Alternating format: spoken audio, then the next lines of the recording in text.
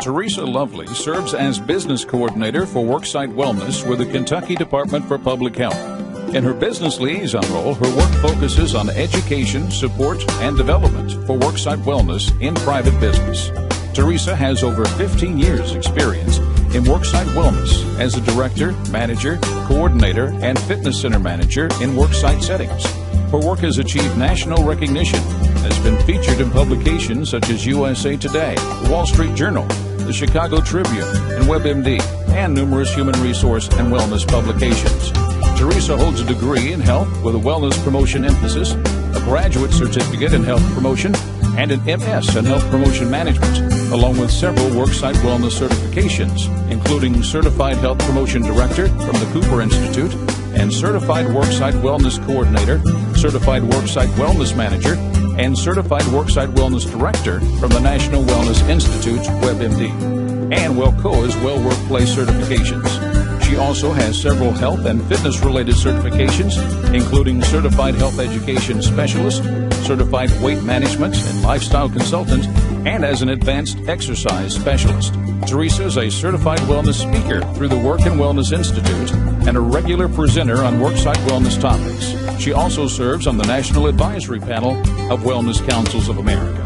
And now, Teresa Lovely. Yes, I am. I want to start by welcoming everyone that's on the webinar with us today. And we do have 3 speakers. I think that may be a first for that, from Indiana. We've got Ellen Whitt, Jennifer Taylor, and Ashley Peeples. Ashley has a bachelor's degree in exercise science and wellness from the College of Applied Sciences and Technology at Ball State University. And Ashley now serves as a small employer wellness program coordinator for the Division of Nutrition and Physical Activity at the Indiana State Department of Health.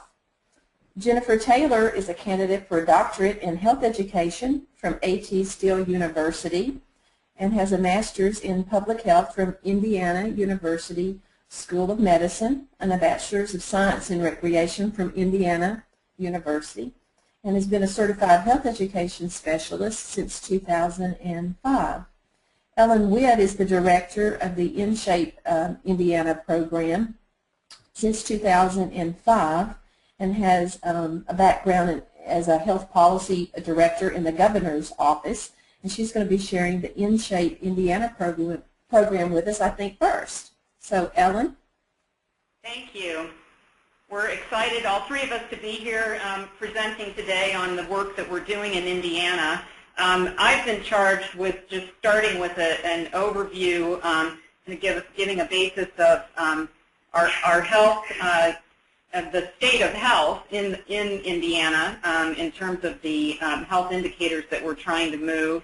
And then a little background on the development of InShape Indiana, which is our governor's health initiative that has been in existence now since 2005 and laid the basis for a lot of the great work that's going on now at our State Department of Health. We have had a worksite wellness component and focus to InShape Indiana, so I'm going to talk briefly about some of those efforts as well as some efforts directed at our state employee population. And then I'm going to leave the bulk of the presentation to Jennifer Taylor and Ashley Peeples. I know a lot of states have been interested in what we've been able to do with our small employer wellness tax credit that Ashley manages, and so we're going to allow her time to discuss that in detail and then open it up for questions. So with that, I'll move forward. I'll mention that I, in fact, have been associated with InShape Indiana from the beginning in 2005, but have only just recently been able to devote full time to it, and so I'm excited to be able to move in some new directions as we partner with, again, substantial efforts that we have going on at our State Department of Health. A little bit about Indiana. We have a population of 6.4 million. About 4.8 million adults, and so when we're looking at our overweight and obesity statistics together, that's about 3 million adults are either in the overweight or obese category. Or if you look at it in the reverse, we have 1.8 million who are in the healthy weight category. So this is obviously one measure that we're trying to move. We also, in this, we have a focus here at Health in this particular division on nutrition and physical activity. So this slide does not include our smoking rate, but when Governor Daniels took office in 2005, there was already a well-established agency effort, the Indiana Tobacco Prevention Cessation Agency. It's now been in existence for 10 years, focused on our smoking rate and tobacco control. But we have close to a quarter of the adult population are still smokers. So that's the third behavior, along with nutrition and physical activity, that we are seeking to have impact on. And then obviously the related costs and impact on chronic disease prevention and control. One more stat just to look at in terms of our efforts around the tax credit and the work that Jennifer is now doing with some additional funding from CDC, and that is a focus on small employers in particular. So for our state, 48.6% of our private sector employment comes in the category of small business. In terms of how we have staffed things, and this is expanded and changed over the last 5 years, but our State Department of Health, we have our Chronic Disease Prevention and Control Division, Division of Nutrition and Physical Activity, and a Healthy Communities Division, which is a relatively new development.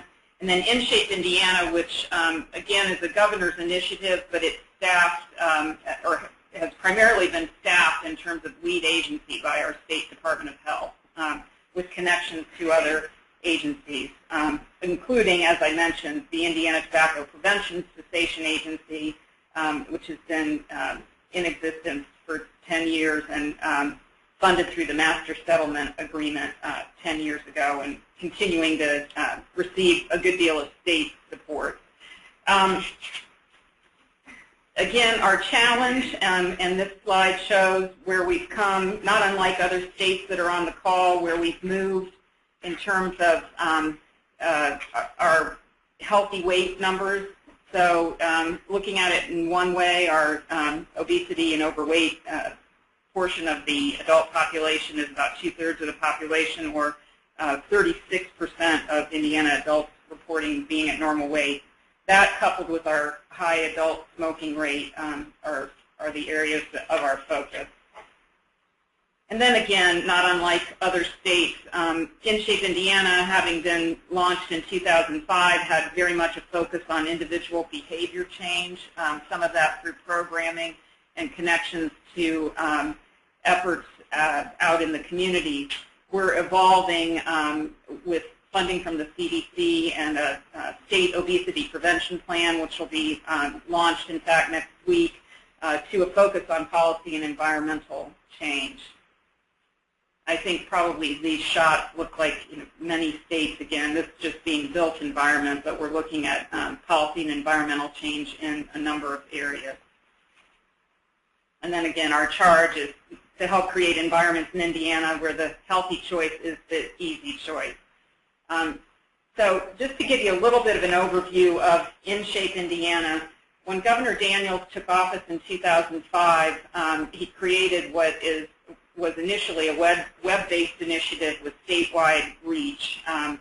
InShape Indiana, in a nutshell, seeks to motivate, educate, and connect individuals to resources that help them eat better, move more, and avoid tobacco. When the website was established in 2005, it was essentially a one-stop shop for information on nutrition, physical activity, and tobacco control. At that time, there were efforts, obviously, at our State Department of Health around nutrition and physical activity, but not nearly as robust as what we have in place now, which you'll be hearing a little bit more about later in the presentation. So we really sort of filled a void there. Tobacco control, we have always connected directly with Indiana Tobacco Prevention Cessation and their efforts, which were well established. There was an opportunity for participants to sign up online with InShape Indiana, and over the life of the program, we've had over 86,000 Hoosiers from around the state participate in all 92 counties. That participation and sort of what InShape Indiana means and does has changed somewhat over time. We do short-term programming via email to that list of participants, but we've also connected in more significant ways with outside partners to, again, sort of move the ball forward as we were trying to build the infrastructure here at Department of Health, staffing infrastructure to support our work in a sustainable way. Before we launched InShape Indiana, just to make the connection to the development of our worksite focus, we did start at home. So essentially started with state employees, at the time about 30,000 state employees here in Indiana, many of them centrally located in Indianapolis. So the governor directed that each of the state agencies put a wellness policy in place. We created a statewide wellness council with representation from each state agency, and then there was special outreach made to get state employee population to sign up for InShape Indiana and to begin to utilize those resources. In terms of further development then of the worksite focus, our state personnel department also did quite a bit with benefit design. The governor made our State House and Indiana Government Center smoke-free. Our state health commissioner at the time, Dr. Junie Monroe, made the State Department of Health building smoke-free. Up to that point, there had actually been a smoking room in the State Department of Health. So we're proud of the fact that that's not the case anymore, and in fact, a small fitness center has been put in not the exact location, but in a location close to where that smoking room used to be. We've done other things with secure bike parking and then some programming through our state personnel department. We moved in terms of the InShape Indiana focus to worksites back in 2007. One thing that InShape Indiana and the State Department of Health had done on an annual basis was a statewide health summit. And in 2007, the focus was on worksite wellness. We partnered with Purdue University to host about 700 individuals and organizations from around the state and focus that day on worksite wellness. At the same time in that year, and Ashley will be talking about this in greater detail, but we raised our tobacco tax, and as part of that legislation, there was a small employer wellness tax credit put in place. Following the 2007 summit, InShape Indiana, along with the leadership of Anthem Blue Cross Blue Shield, Kroger, and a number of other employers, at the time about 25 employers in our state, came together and created something called the Indiana Worksite Wellness Partnership. And that was basically to spread the worksite wellness message, to share best practices. Individuals from those companies and then that employer association has actually grown since that time, but they come together on a quarterly basis and basically an education program. They share ideas, they discuss what's going on within their own worksite wellness efforts, and then there'll be actually an effort in this year, beginning actually next month with the first meeting, to expand the reach of the group and to get other employers from around the state on board. They range in size, number of small employers, but a number of employers. Eli Lilly and Company is one that comes to mind that has had a worksite wellness focus and is a very large company. So it's anywhere from people who are doing just a little or not doing much to those that can really share from a lengthy experience and a larger employee population base. And then finally, in 2010, a partnership was formed here in our state, and this is a big part, I think, of what InShape Indiana has been able to do. It's been sort of the public campaign around health and wellness in the state. So we are in a position to connect people quite a bit, and so the Indiana Chamber of Commerce and our Wellness Council of Indiana have come together to form a special worksite wellness focus. rather than each doing their own thing, they decided to bring their work together and in that way be able to have a greater impact together. So we've, within Shape Indiana now, worked 2 years to have a Worksite Wellness focused summit that the Chamber and the Wellness Council do much of the management of, and we provide some expertise from our State Department of Health and other partners.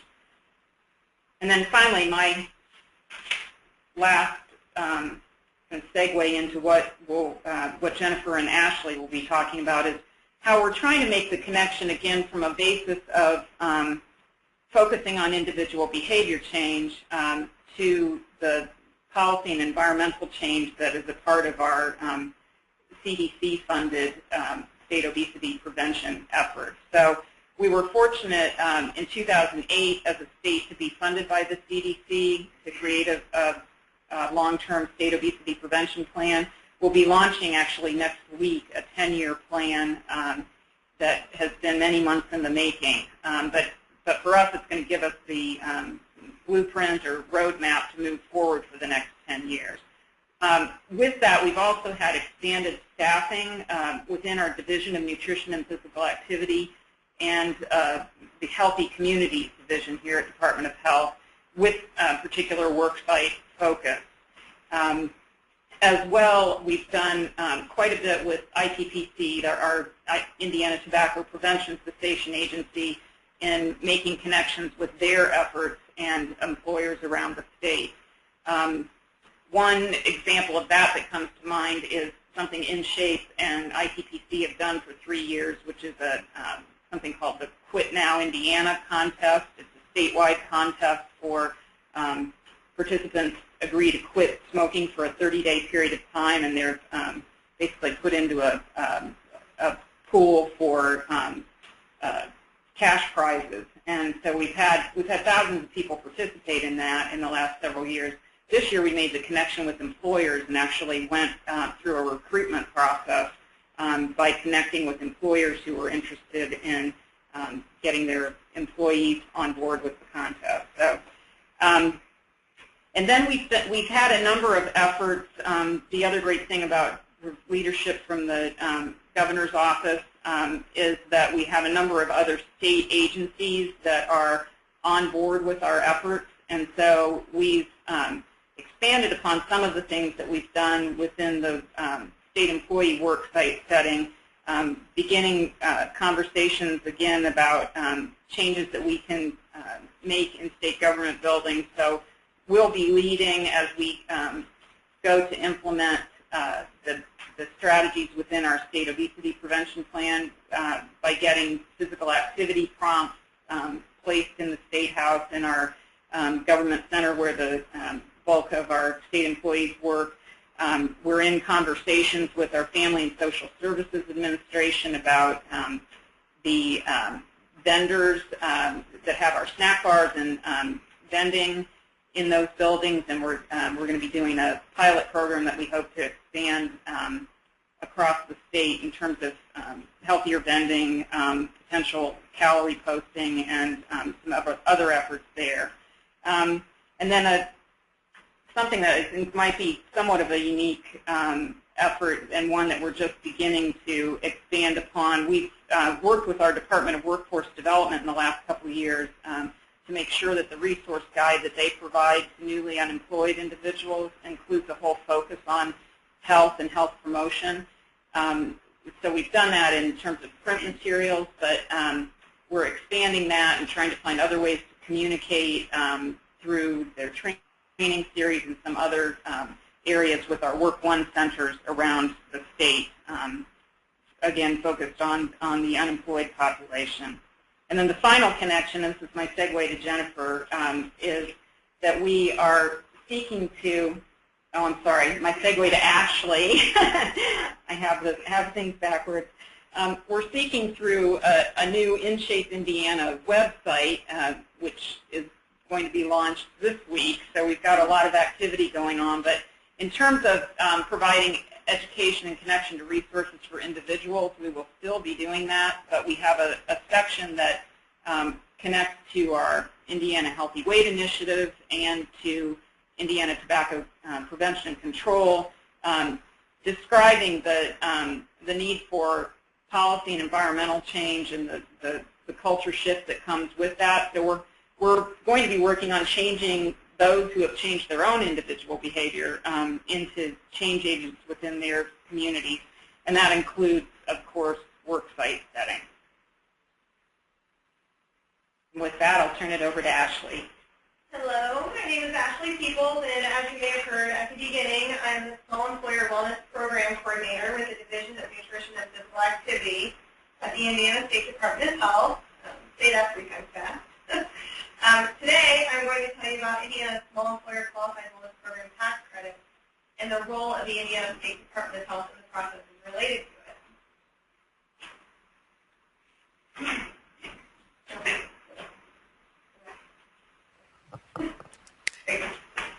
One of the many responsibilities of the Division of Nutrition and Physical Activity, or the DNPA, is to coordinate and manage the processes related to the Small Employer Qualified Wellness Program tax credit. To give you a brief description of the tax credit, it is a tax credit of 50% of the cost, direct costs incurred by an Indiana small employer for implementing a qualified wellness program. To be eligible, a business must employ no less than 2 and no more than 100 employees full-time, the majority of which must work in the state of Indiana. And their wellness program must address 3 key areas of health and wellness. When determining the number of employees, as the statute states that a full-time employee is one that works 30 hours or more per week. In 2006, a bill was introduced to increase the cigarette tax in our state. Because this bill did not include details about how the money from this tax increase would be used, it eventually died. The next year, however, another bill to increase the cigarette tax was introduced in January. This was House Bill 1678, titled Health Matters. This time, not only did the bill include details about the 44-cent per pack cigarette tax increase, but it proposed to use the money from this tax increase to fund other various health-related expenses, such as the Healthy Indiana Plan, commonly referred to as HIP, Medicaid and Children's Health Insurance Programs, hospital payment changes, a tax credit for offering health benefit plans, the Small Employer Qualified Wellness Program tax credit, and to provide additional funding for Indiana Tobacco Prevention and Control to help them with tobacco education, prevention, use, and control. House Bill 1678 was finally passed in May of 2007 and took effect in July of 2007. Many parts of this bill were retroactive to the beginning of the year. Upon the passing of the bill, the Indiana State Department of Health was charged with implementing a rule to establish criteria and a process by which small employer wellness programs would be certified.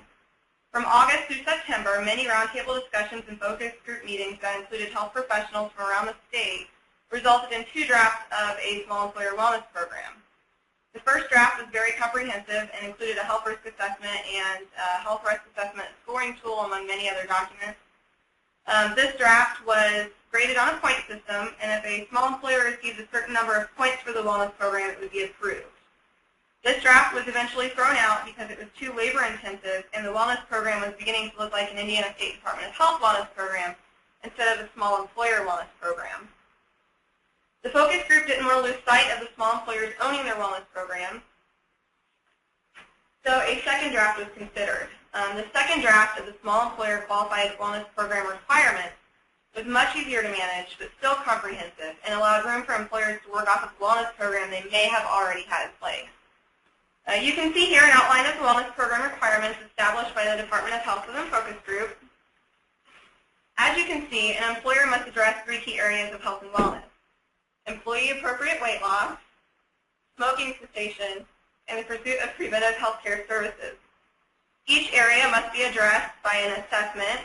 The most common assessment are small employers that have applied in the past. The most common assessment they use is an HRA form.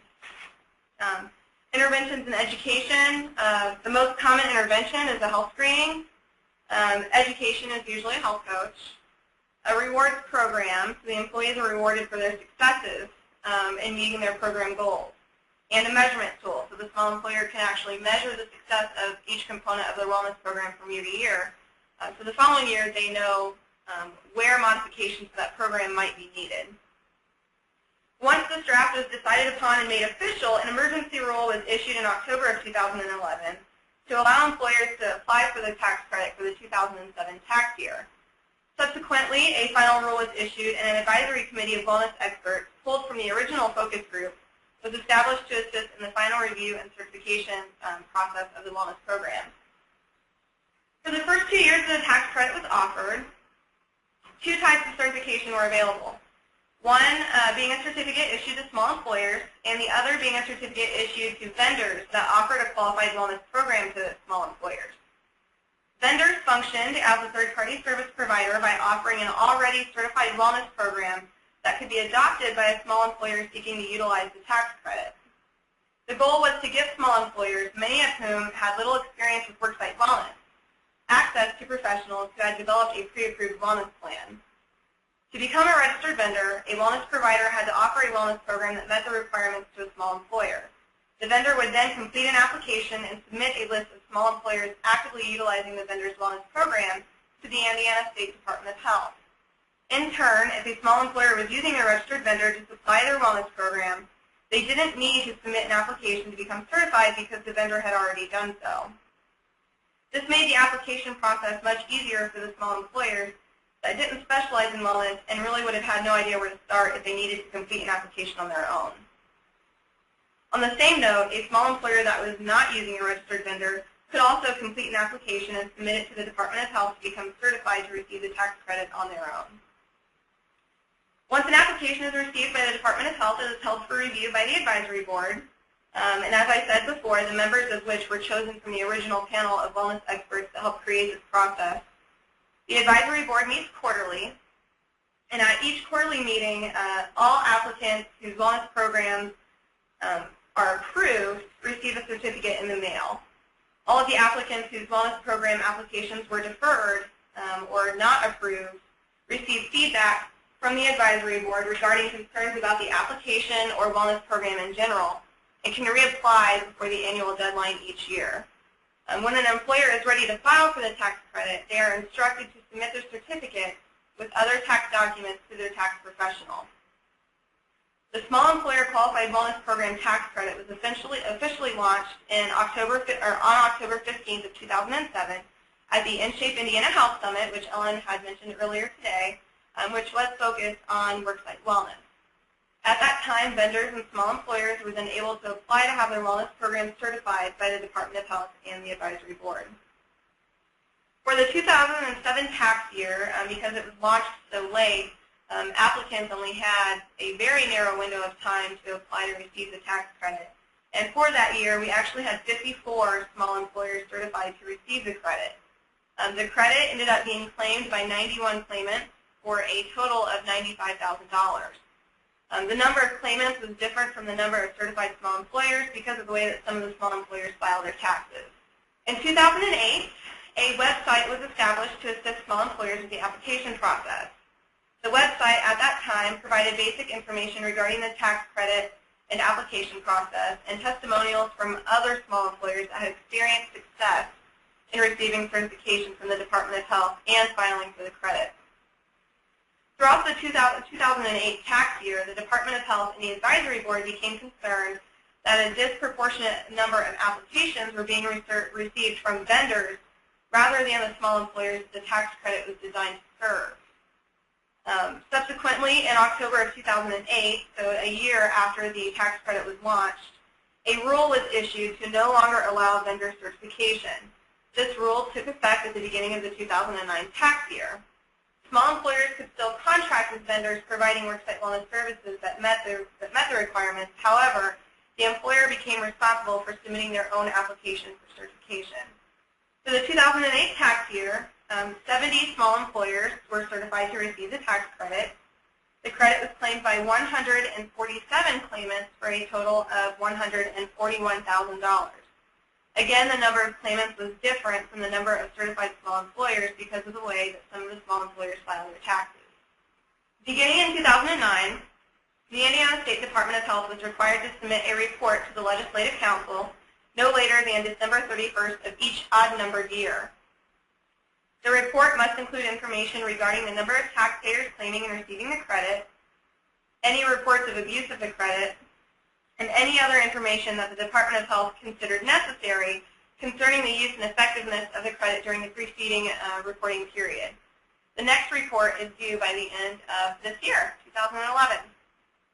Another concern regarding the tax credit at this time was that there was no cap in place for the amount of money each small employer could claim. So a cap for the tax credit was proposed in 2009, but it was not acted upon. Although vendor certification was no longer valid and small employers were required to submit their own applications, we still had 74 small employers certified to receive the tax credit in 2009. The Department of Health is currently waiting for information regarding filings for the 2009 tax year, so we currently do not know how many claimants there were and how much money was actually spent. Once again, a cap for the tax credit was submitted late in 2010 for review by the 2011 Legislative Committee, and as for results for the 2010 tax year, 87 small employer applications were submitted to the Department of Health. Of the 87 small employer applicants, 66% of them have 50 or fewer full-time employees, or employees that work 30 or more hours per week. Throughout the year, we noticed certain areas of success and other areas where we needed, or where we need to make improvements in our efforts concerning the tax credit. Areas of success include the fact that 90% of the 2010 applicant pool offered a wellness program that was approved by the Department of Health. So we actually had a very high approval rate last year.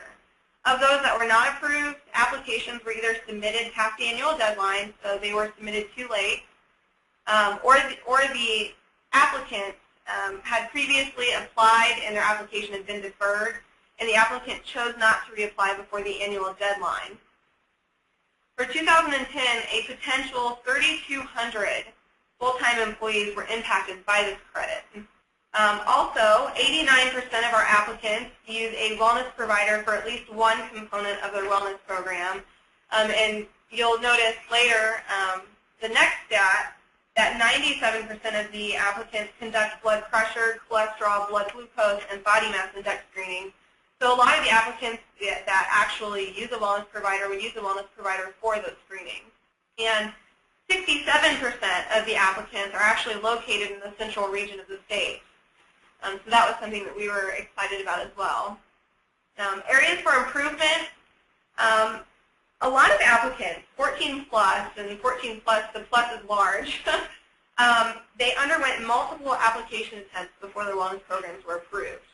This also includes applicants that received additional feedback and follow-up prior to advisory board review sessions. So they actually had feedback from me or from another Department of Health individual as to things concerning their application, and it still took them multiple attempts to get approved for the tax credit. Most of the website information posted for this tax year is actually geared toward making the application process and the application document itself easier to understand for small employers that wish to apply. Another disappointing fact was that only 45% of our applicants implement some type of tobacco-free worksite policy. And to help increase this percentage for the following years, all 2010 applicants were invited to join Indiana's free tobacco quit line, 1-800-QUIT-NOW, which is actually provided by Indiana Tobacco Prevention and Control. And for 2011, all small employers that apply for the tax credit are also going to receive an invitation letter from the Executive Director of ITPC, also inviting them to join a preferred employer network to help them with their smoking cessation or tobacco cessation efforts on their work campuses. Another couple of disappointing things about this year, only 26% of our applicants were located in the northern region of the state, and even more disappointing, only 7% were located in the southern region of the state. The good news is that many more vendors and small employers from these regions have been contacting the Department of Health with questions regarding the tax credit than in past years. There's much more interest than there has been as far as those regions are concerned. And applicants from the northern region, we actually had more applicants from the northern region this year for the 2010 tax year than we have seen in the previous years. The small employer wellness tax credit was also one of the components included in the CDC grant application to improve the state of nutrition and physical activity in Indiana. The Indiana State Department of Health was successfully awarded this grant in 2010, and the project period is from February of 2010 to February of 2012, and will focus on promoting the tax credit, doing more extensive evaluation of its impact, and improving the requirements for qualifying for the credit to support broader policy and environmental changes in the workplace, along with implementation of the Worksite Wellness Program. For the 2011 tax year, for this year, as I've mentioned previously, many improvements have been made to make the application process simpler and easier to understand for our small employers.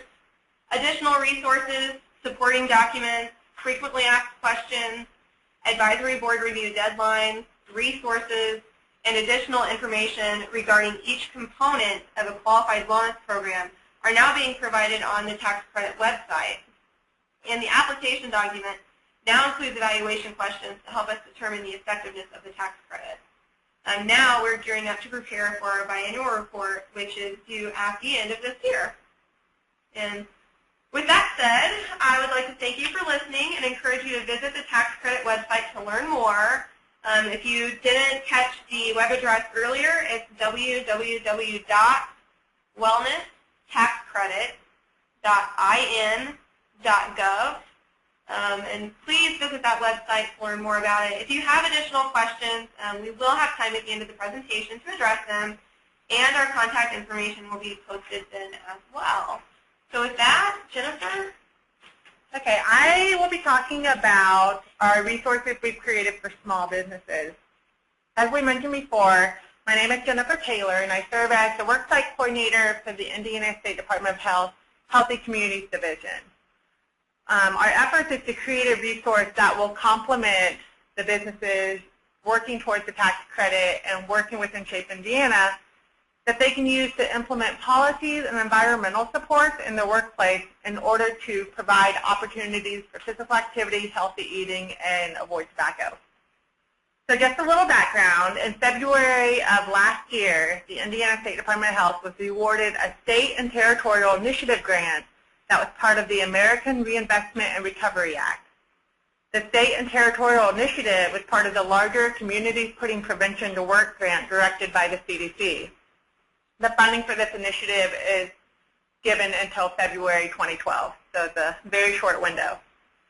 The work of the state and territorial initiative will build upon and support current efforts of the InShape Indiana and the Indiana Healthy Weight Initiative as it relates to nutrition and physical activity promotion as well as tobacco cessation. Part of this work is the development of a Worksite Wellness Resource Guide that will provide guidance for implementation of many of the objectives outlined in the State Nutrition and Physical Activity Plan getting ready to be launched next week, as Ellen pointed out. So just kind of looking back at Workplace Wellness, we did a lot of formative research, and we found some amazing resources, articles, and initiatives on workplace wellness. We also noticed that for the most part, these resources are focused on larger corporations. Compared to resources for large workplaces, there appeared to be limited information that small business owners can use to promote physical activity or healthy eating in their workplace. Small businesses have their own unique strengths as well as challenges with incorporating worksite wellness into daily activities. We all know one size does not fit all. After our initial research, we decided that the best use of our resources would be to create a guide that was specifically tailored for businesses with 100 employees or less, similar with the tax credit. The focus is mainly on policies and environmental support, but also has the bridge with wellness activities that complement nicely to the work of InShape Indiana and the Small Employer Qualified Wellness Tax Credit. The goal for the Worksite initiative is to enhance the knowledge, skills, and capacity for small businesses to assess, identify, implement policies and environmental support at the work site to facilitate improved opportunities for nutrition, physical activity, and reduced tobacco. To reach this goal, we've worked on the following objectives. We've completed some extensive background research, which included looking at other states' Worksite Wellness Toolkit, a thorough literature review, and interviews with small business owners throughout the state.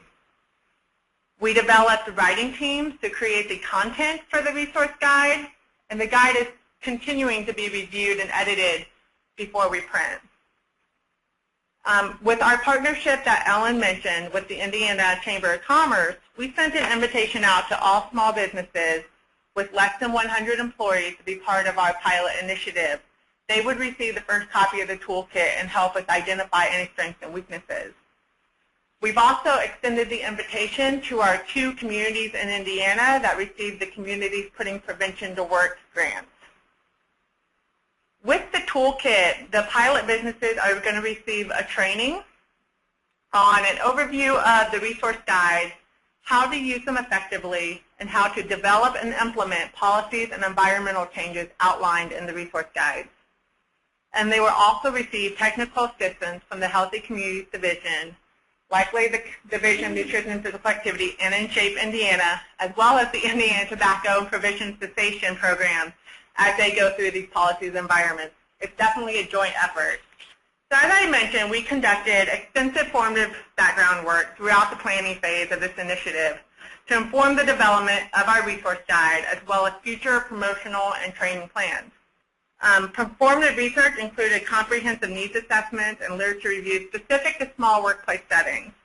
We also looked at different resources and surveys that are existed, as well as one-on-one interviews with stakeholders and evaluation and assessments of current policies and settings. As I mentioned, we conducted interviews with small business owners across the state. I think we had somewhere around 25 different interviews, ranging in size from 2 employees to 85. We really got a snapshot of the reality as it relates to workplace wellness. The interviews revealed that they have a great need of technical assistance and resources and some practical guidelines that they can use as it relates to policies and environmental supports in the workplace. While the majority of the employers interviewed recognized the importance of health in their workplace environment, most of them admitted that they didn't have the knowledge or skills needed to identify or implement a lot of strategies. Most importantly, those interviewed indicated that they would be very receptive and willing to implement policies and environmental strategies to provide opportunities for nutrition, physical activity, and reducing tobacco if those resources were provided to them.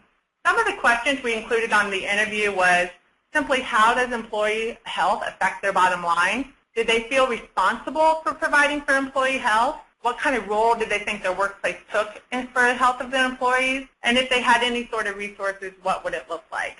So we've been working on the Worksite Toolkit. This Worksite resource is exclusively tailored for the needs, issues, and assets of small businesses, specifically those with less than 100 employees. The Worksite Resource Guide will include an introductory guidebook on how to use the Worksite Wellness tools, as well as healthy meeting guidelines, healthy vending assessments, and how to incorporate time for assessment, promotion, and evaluation of their policies and environmental support. We've also incorporated information and messaging from the Indiana Tobacco Prevention and Cessation Preferred Employers Initiative, the Small Employer Qualified Wellness Tax Credit, and how to get involved with InShape, Indiana. We did not reinvent the wheel, but rather gathered all the resources we could find specifically tailored for small businesses and compiled them together.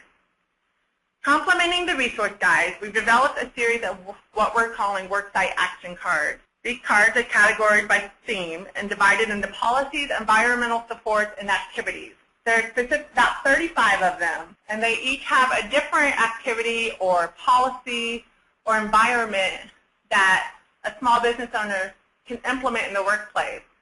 It explains what it is and how to do it in a very quick form. The main focus is to provide employees with opportunities for healthy eating, physical activity, and tobacco cessation.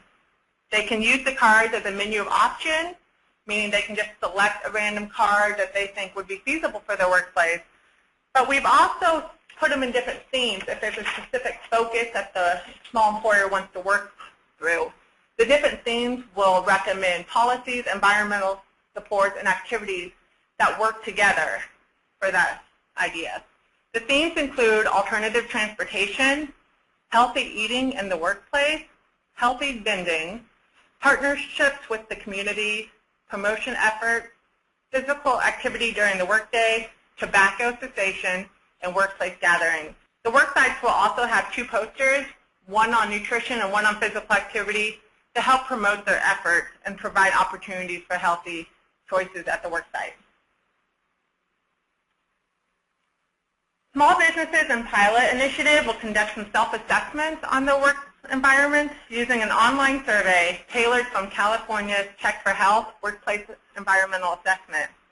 The assessment will help provide us information on the current environmental supports and policies related to physical activity and healthy eating that currently exist in this business setting. It also provide a better sense on how work sites might be able to implement policies and environmental support. These pilot sites will complete the survey both before they receive the toolkit and then towards the end of the year, so we have some comparative results. We're also looking at evaluation questions as it relates to the toolkit itself. We're looking at the extent in which the development and delivery of resources and trainings were completed as planned. Did the resources we developed provide usable nutrition, physical activity, and tobacco strategies as they relate to small businesses? Did the assessment and the toolkits influence or lead to increased improved policy and environmental supports in our pilot settings?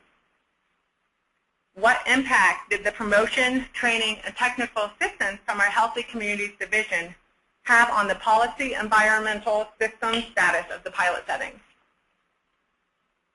Was there a change in perceived importance and attitudes towards nutrition, physical activity, and tobacco cessation within the pilot settings?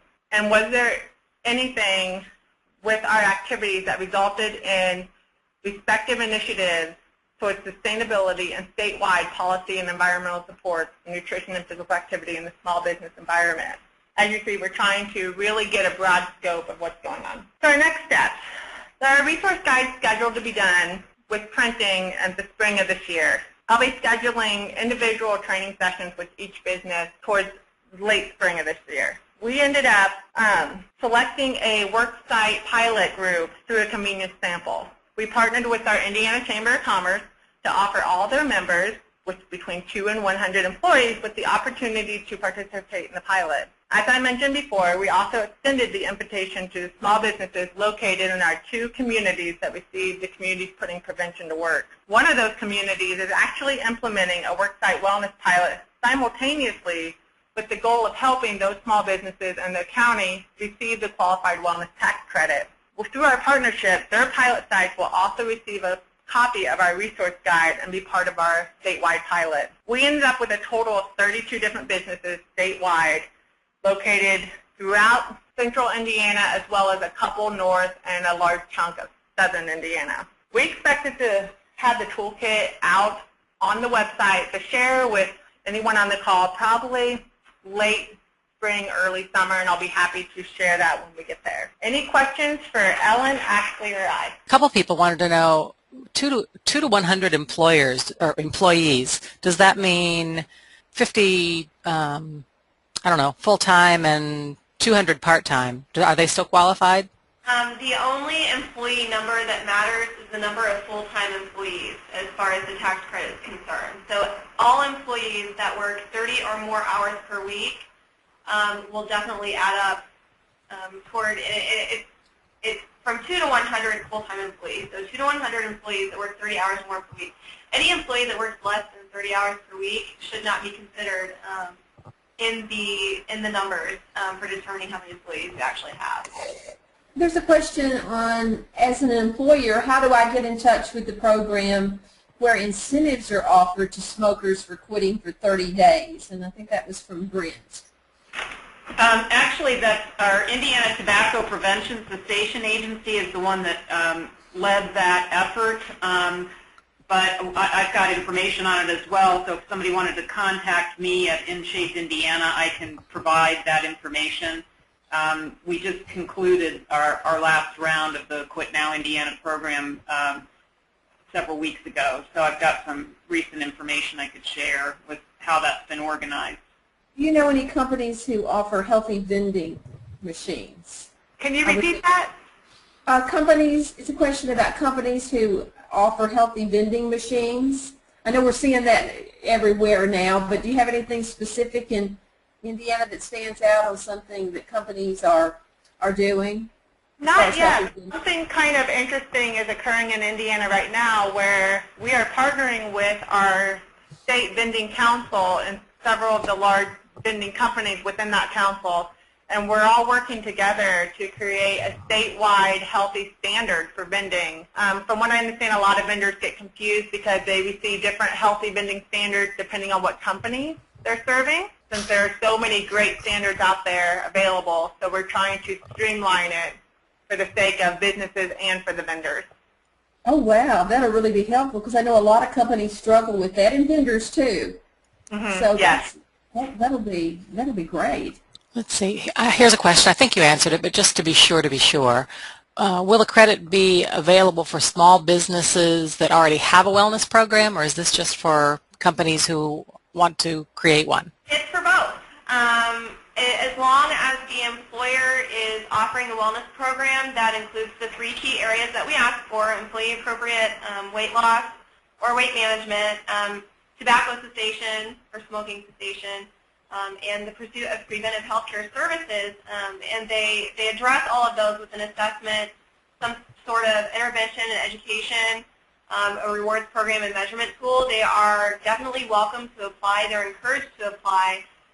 It is an incentive for small employers to start offering wellness programs, but it's also something great that small employers already offer a wellness program can use to help benefit their program in the coming year.